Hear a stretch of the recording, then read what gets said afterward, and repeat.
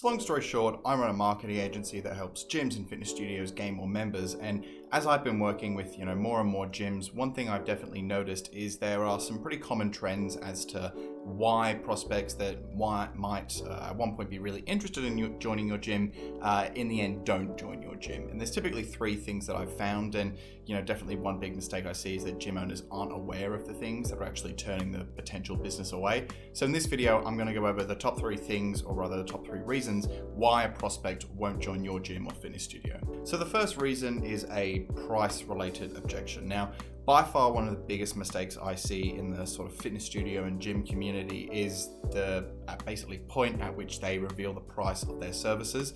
Now, again, the biggest mistake I see is that people reveal the price way too early. The only time you should be revealing the price of your product or your services is when the prospect has basically showed up in person to your gym, you've taken them around, you've shown them a tour, you've shown them all the potential benefits and upsides that your product or service can have, and only then do you reveal the price. The reason for this, as I said, it's pretty simple. The prospect in their mind needs to, have lots of value and basically perks that they can then attach to the value that, again, you're about to present them.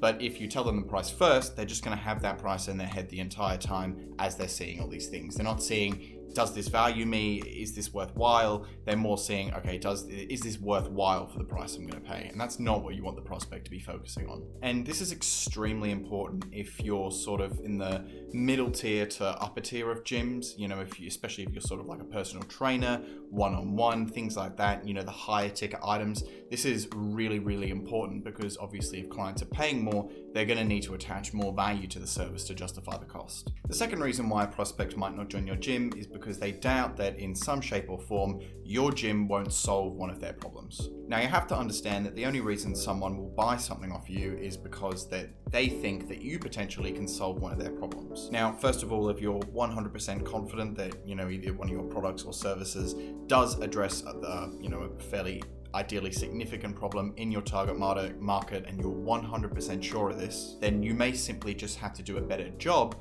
of basically showing the prospect that you and your gym and your fitness studio are the best possible solution to one of their problems. Now, I can't tell you how to do this because I don't know your gym inside and out, but basically what you need to do is, for example, whenever a prospect walks through your door, inquires about one of your services, what you basically need to do is you need to show them that your solution solves one of their most painful problems with the most efficiency and the least amount of effort. And by the way, a great tip that never does any harm is always present the prospect with lots of social proof and show them that, potentially people that have been in their shoes have taken the plunge and are better off for it. And the third point, which sort of ties on to the last one, is the prospect currently isn't in enough pain to act on that problem. Now, something one of my mentors once told me is when someone becomes conscious and aware of one of their problems, in the context of a gym or a fitness studio, it might be, for example, they're overweight and they don't want to be overweight.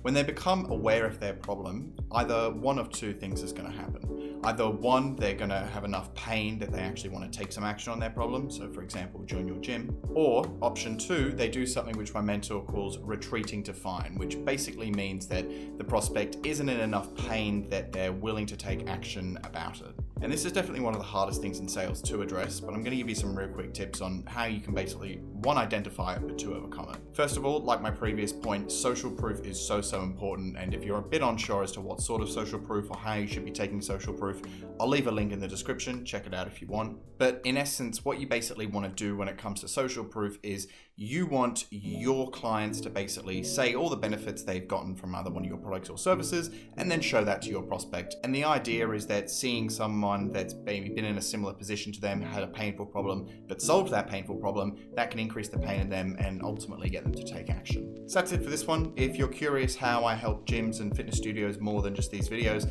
there's a link in the description. Full disclosure, it will take you to a video that attempts to get you to book a call with me so I can sell you something. Not ashamed to admit that. Check it out if you want, but if not, thanks for watching.